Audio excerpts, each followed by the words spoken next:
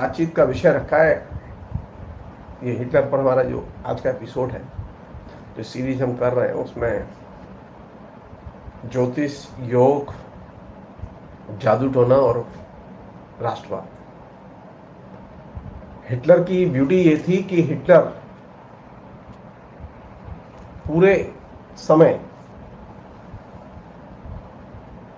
उसने जो image project की, एक ताकतवर शासक की, हाँ, उसने ये नहीं कहा कि उसका सीना कितना इंच चौड़ा है।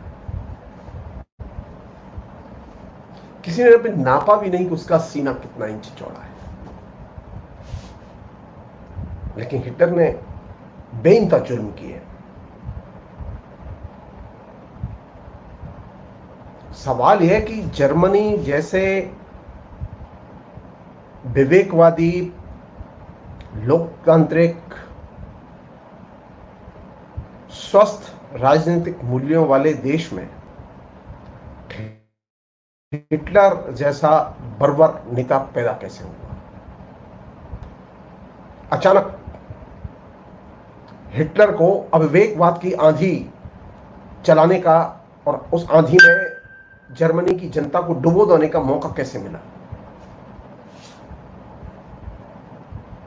अनेक लोग ये सोचते हैं कि हिटलर सैन्य बल के बलबूते पर उसने जर्मनी को महान बनाया। अगर हिटलर का ओरिएंटेशन देखें, हिटलर की पूरी शिक्षा, दीक्षा और विकास का क्रम देखें,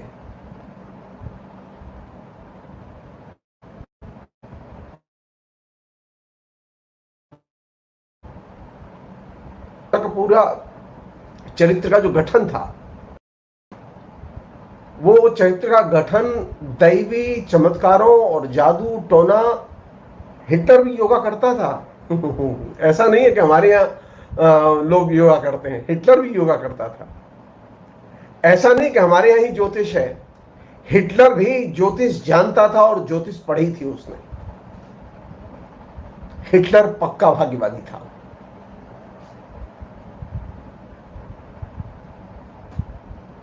जिन लोगों को संदेह हो, मैंने जानबूझ के बात रखी है क्योंकि ये तमाम किस्म की जो हिटलर संबंधी जो डिस्कोर्स है, उससे ये पहलू गायब है कि आखिर अंधविश्वास का राष्ट्रवाद के साथ में क्या संबंध है। आखिर अंधविश्वास का फासिज्म के साथ क्या संबंध है? क्या वजह है कि जितने भी फासिस्ट नेता हैं वे अंधविश्वासों का सबसे अधिक प्रचार करते हैं? क्या वजह है कि जितने भी फासिस्ट नेता हैं वे अचानक नायक पद को प्राप्त करते हैं, और जब वो नायक पद को प्राप्त करने की कोशिश करते हैं तो वे इसके लिए देवी देवताओं के मंदिरों के चक्कर लगाते हैं, उनकी पूजा करते हैं, उनकी उपासना करते हैं, उनके बड़े बड़े आयोजन करते हैं। हिटलर ने यह कल्चर सबसे पहले राजनीति में यह प्रयोग हिटलर ने शुरू किया। अगर नायक बनना है तो चलो देवताओं की शरण में, चलो चर्च की ओर, चर्च को सबसे अधिक सजाओ और संवारो, जनता तुम्हें नेता मानेगी, जनता तुम्हें नायक मानेगी। और यही वह जगह है जहां से कि धर्मनिरपेक्ष और फासिस्ट नेता का अंतर आपको समझ में आएगा। यह अचानक नहीं है कि नेहरू ने जो नायक की इमेज अर्जित की थी वो मंदिरों में ढोक लगा के अर्जित नहीं की थी। यह अचानक नहीं है कि हिंदुस्तान के जितने भी बड़े नेता रहे हैं जो कि फासिज्म से लड़ते रहे, वो कभी देवी देवताओं के मंदिरों में और उनके जलसे और समारोहों में ढोक लगाते हुए और उनके जलसे और समारोह आयोजित करते हुए, त्रिपुंड लगाते हुए, रुद्राक्ष की माला पहन के पूजा उपासना करते हुए वे विकसित नहीं हुए। क्योंकि ये जो दैवी चमत्कार और दैवी उपासना के जरिए नायकत्व प्राप्त करने का जो तरीका था, ये सबसे पहले हिटलर ने इस्तेमाल किया था।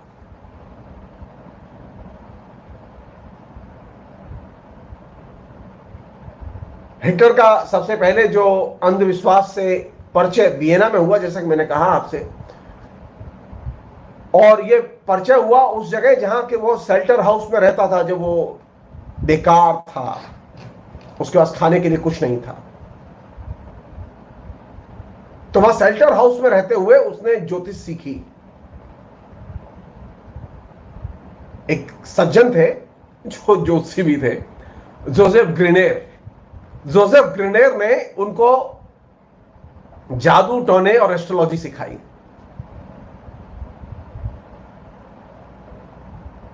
और जोसेफ ग्रेनियर से उन्होंने ये चीज जब सीखी तो उन्होंने एक गुरु मंत्र भी सीखा। वो गुरु मंत्र क्या था? वो गुरु मंत्र यह था कि अंधविश्वास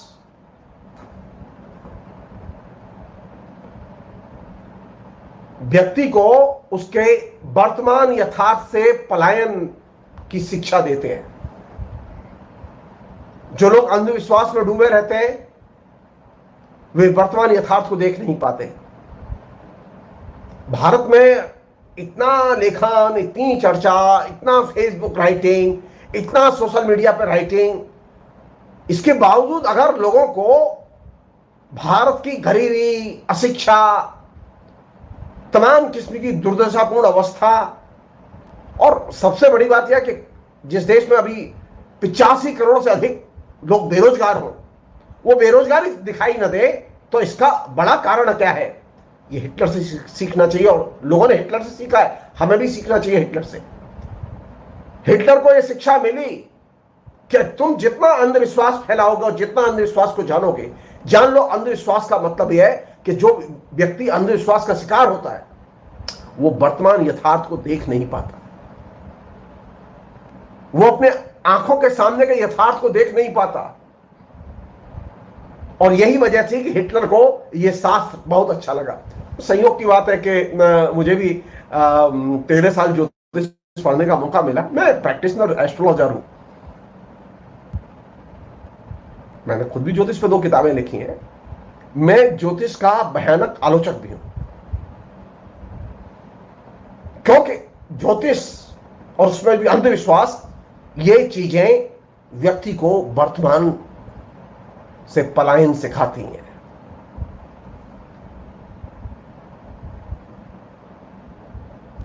जोसेफ ग्रेनियर ने जब हिटलर को जादू टोने और ज्योतिष सिखाई तो जोसेफ ग्रेनियर ने एक और भी चीज बताई, वो ये कि अगर तुम इन चीजों को जानोगे और इन चीजों का पालन करोगे, इन चीजों का इस्तेमाल करोगे, तो तुम ये तय मानो तुम साधारण लोगों में शक्ति पाने में सफल रहोगे। यही वजह है कि जितने भी फासिस्ट नेता हैं वो अंधविश्वासों के सामने नतमस्तक होते हैं। अंधविश्वासों का वे पालन करते हैं पब्लिक डोमेन में, सार्वजनिक जीवन में। कायदे से सेक्युलर राष्ट्र के प्रधानमंत्री और राष्ट्रपति को अंधविश्वासों से दूर रहना चाहिए, धर्म से दूर रहना चाहिए, ईश्वर से दूर रहना चाहिए अगर सेक्युलर राष्ट्र है तो। लेकिन हिटलर ने यह चीज सीखी किससे? जोसेफ ग्रेनियर से, कि ये जो जादू टोने हैं, ये जो तंत्र मंत्र है, ये क्या करता है? ये साधारण लोगों को नियंत्रण में लाने में मदद करता है। इसलिए कोई मुसीबत आए तो चलो मंदिर की ओर, कोई मुसीबत आए तो चलो भगवान की ओर, कोई मुसीबत आए तो सरकार की ओर मत जाओ। कितना बढ़िया नियंत्रण का तरीका है। सामाजिक मुसीबत में, राजनीतिक मुसीबत में लोग दौड़ के कहां जाते हैं? भगवान के पास जाते हैं। सड़कों पर नहीं जाते, आंदोलन नहीं करते। हिटलर ने यह चीज जोसेफ ग्रेनियर से सीखी और एक और चीज सीखी, वो ये कि जो हिटलर का ये जो महामानव का जो अति काल्पनिक जो विजन था, एक श्रेष्ठतम राष्ट्र बनाने का जो विजन था, ये विजन भी उसने जोसेफ ग्रेनियर से सीखा। एक अन्य चीज, जोसेफ ग्रेनियर से उन्होंने सम्मोहन कला और योगा भी सीखा। वहां बाबा रामदेव नहीं थे, लेकिन जोसेफ ग्रेनर थे। जोसेफ ग्रेनर उन व्यक्तियों में से जिसने हिटलर को योगा सिखाया। गजब कॉम्बिनेशन है। ज्योतिष, जादू टोना, गिरजाघरों पर जबरदस्त सजावट और योगाभ्यास और सम्मोहन कला, लोगों को कैसे सम्मोहित किया जाए, हिप्नोटाइज किया जाए, ये चीज भी जोसेफ ग्रेनर ने सिखाई। और इसका सबसे अच्छा परिणाम ये निकला कि ज्योतिष के बारे में हिटलर एकदम मास्टर था। मास्टर ही नहीं था, वो जन्मपत्री बनाना जानता था, वो अंक के जरिए व्यक्ति का फलानेस कहना जानता था, वह हस्तलेखन, आप राइटिंग से कुछ लिखिए तो हिटलर आपका भविष्य फल बता सकता था। हिटलर के पास में यह हुनर भी था कि वह चेहरा देख के, फेस रीडिंग करके वह भविष्य फल बताता था। और तो और हिटलर के अंदर एक और भी खूबी थी, वो बॉडी लैंग्वेज देख के भविष्य फल कहता था। इन चीजों की पुष्टि कि हिटलर ये सब काम करता था और जानता था, इन सब चीजों की पुष्टि रेनॉल्ड हनीश नाम के हिटलर के एक दोस्त ने की। और उसने ये बताया कि जोसेफ ग्रेनर से हिटलर ने ये सारी चीजें सीखी। रेनॉल्ड हनीश हिटलर के घर आते जाते थे और उनके बचपन के दोस्त थे। तो हिटलर की जो पूरी की पूरी मनोदशा थी वो एकदम प्रतिक्रियावादी और पिछड़े हुए विचारों की मनोदशा थी, जो कि उसको यंग एज में उसकी निर्मित की गई।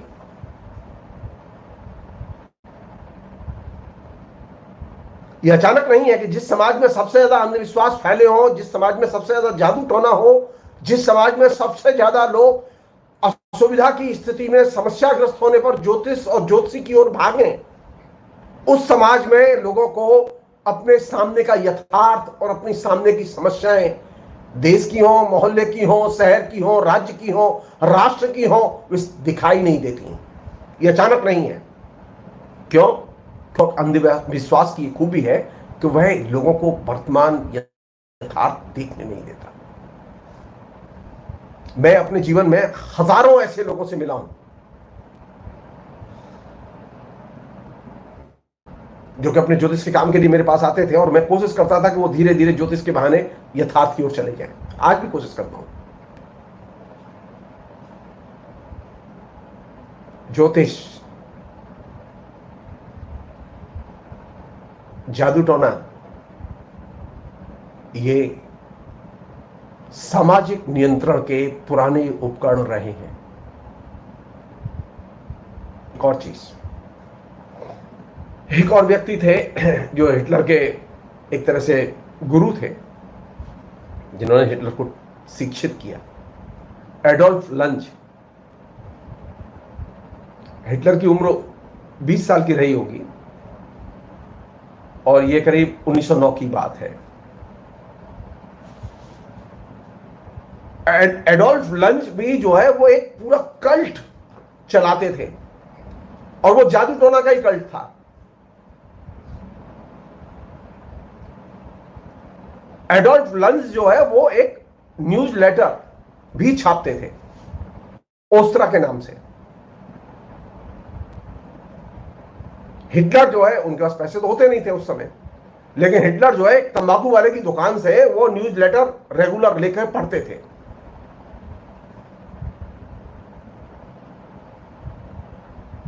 हिटलर की एडोल्फ लंज के साथ में कई बार मुलाकात हुई, बातचीत हुई, और एडोल्फ लंज से हिटलर ने अनेक जादू टोने सीखे,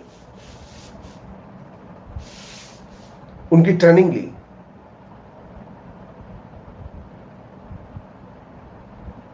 एडोल्फ लंज के इस ओस्त्रा नामक न्यूज लेटर ने सबसे पहले हिटलर के जेहन में यहूदी विरोधी भाव बोध पैदा किया।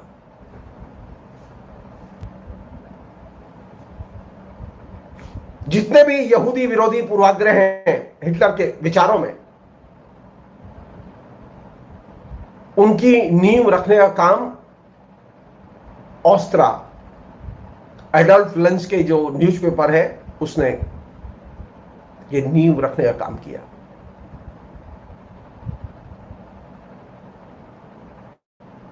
एडोल्फ लंज को सिस्टरसियन सन्यासी के रूप में जाना जाता था और ये एक पूरा का पूरा कल्ट था, संप्रदाय था। और बाद में एडोल्फ लंज को इस संप्रदाय से 25 साल की एज जब उनकी थी तो उनको निकाल दिया गया। क्यों? क्योंकि उनके ऊपर यह आरोप था कि वे अनसंट किस्म के विचार प्रचारित करते हैं और संप्रदाय ये पसंद नहीं करता। एडोल्फ लंज जब संप्रदाय से बाहर खदेड़ कर निकाले गए, सिस्टरसियन संप्रदाय नाम था उसका, तो वे सीधे नेशनलिज्म की ओर मुड़े और उन्होंने राष्ट्रवाद का बिगुल बजाना शुरू कर दिया। राष्ट्रवाद और घनघोर यहूदी विरोधी नफरत, इन दो के प्रचार में एडोल्फ लंज उस समय सबसे आगे थे। एडोल्फ लंज आए दिन ईसा मसीह पर हमले करते रहते थे। उन्होंने बाद में अपना एक मंदिर भी खोल लिया था और वहां वे कैथोलिक चर्च की तरह उपासना वगैरह भी किया करते थे। और एडोल्फ लंज पहले उन लोगों में से हैं जिन्होंने कि आर्यन को अपना हीरो बनाया और आर्यन हीरोज के नाम से एक सेंटर बनाया। ये जो हिटलर के दिमाग में आर्य श्रेष्ठ है, इसके विचार की नींव डालने में एडोल्फ लंज के विचारों की और ट्रेनिंग की बहुत बड़ी भूमिका थी। एडोल्फ लंज ने जर्मनी और हंगरी में कई सेंटर आर्यन हीरोज के नाम से बनाए। उसका मानना था कि इस पृथ्वी पर आर्य एकमात्र है जो भगवान के असली उपासक हैं, उनमें दैवी ऊर्जा है। और सबसे बड़ी बात जो थी एडोल्फ लंज के विचारों की, जो बहुत खतरनाक थे, भगवान की पूजा तक तो कोई दिक्कत नहीं थी, लेकिन खतरनाक चीज जो थी वो ये थी कि एडोल्फ लंज को डेमोक्रेसी पसंद नहीं थी। एडोल्फ लंज को पूंजीवाद पसंद नहीं था। एडोल्फ लंज को भौतिकवाद से सख्त नफरत थी और एडोल्फ लंज यहूदियों के घनघोर शत्रु थे। उनका यह मानना था कि हमें शुद्ध आर्य नस्ल चाहिए। हमारी जो अभी नस्ल है ये मिश्रित नस्ल है, इसमें दूसरी नस्ल के लोग का रक्त आ मिला है। हमें शुद्ध नस्ल का निर्माण करना चाहिए, शुद्ध नस्ल के लिए शुद्ध रक्त होना चाहिए। एडोल्फ लंज हिटलर के आइडियोलॉजिकल गुरु, जिन्होंने आर्यन हीरोज का विचार दिया, जिन्होंने जादू टोने सिखाए और जिन्होंने ये भावना उनके मन में भरी कि यहूदी बहुत बुरे होते हैं और औरतें बड़ी निकृष्ट होती हैं, क्योंकि पाप की जड़ औरतें होती हैं। सारे दुनिया में पाप जो है वो औरतों के यहां से आते हैं। वे पशु की तरह ही निकृष्ट होती हैं। और इससे भी बड़ी चीज थी कि एडोल्फ लंज को जो है वो नग्नता बहुत पसंद थी। उनके कई लेटर, न्यूज लेटर ऑस्त्रा के, वो नग्नता पे, न्यूडिटी पे वो उन्होंने निकाले थे। वे एक ऐसे स्वर्ग की कल्पना किया करते थे जहां पर के आर्य नग्न नृत्य किया करेंगे। वो ये भी मानते थे कि आर्य औरतों को शुद्ध होना चाहिए, उनको मिश्रित नहीं होना चाहिए, और इसीलिए वे चाहते थे कि आर्य औरतों की शादी अन्य नस्ल के लोगों के साथ नहीं की जानी चाहिए। अगर पड़ोस में आर्य है तो औरत आर्य से प्यार कर सकती है, लेकिन पड़ोस में अगर गैर आर्य है तो उससे प्यार नहीं कर सकती। और जो व्यक्ति इस नियम को न माने उसे भूखों मार दिया जाए, उससे जबरदस्ती काम लिया जाए, उसका जबरदस्ती गर्भाधान किया जाए, उसकी नसबंदी कराई जाए, और ये सब न कर पाओ तो जंगल में छोड़ दो, और ये सब भी न कर पाओ तो उसकी हत्या कर दो। यानी आर्य हर कीमत पर अपनी शुद्धता को बचाएं, अपनी नस्ल की और रक्त की शुद्धता को बचाएं। ये एडोल्फ लंज का दृष्टिकोण था, जिससे हिटलर बहुत गहरे प्रभावित था।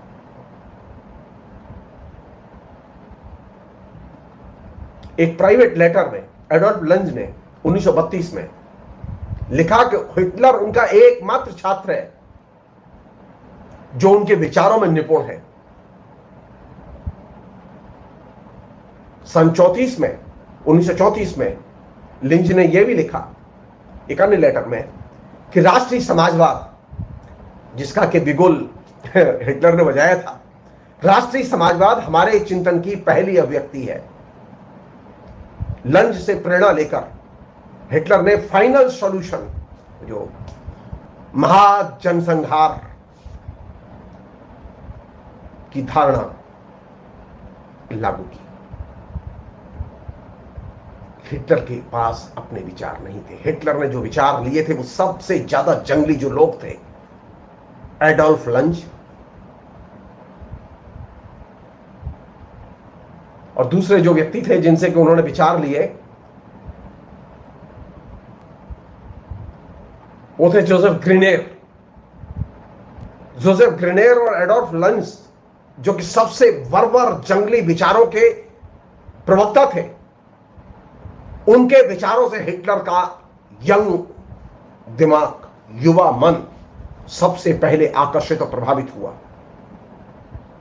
और उसने एक ऐसे व्यक्ति को जन्म दिया जिसे हम लोग फासिस्ट कहते हैं। फिलहाल इतना ही, आगे की बात है अगले एपिसोड में। बहुत बहुत शुक्रिया।